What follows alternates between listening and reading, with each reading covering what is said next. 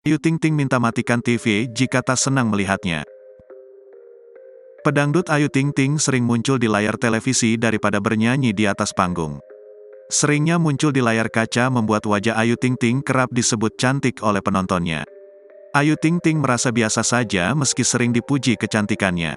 Biasa saja, cuma alhamdulillah kalau senang, kata Ayu Ting Ting di rumah orang tuanya, kawasan Sukmajaya, Kota Depok, Jawa Barat, kemarin. Tapi kalau nggak senang, matikan saja televisinya, lanjutnya tertawa.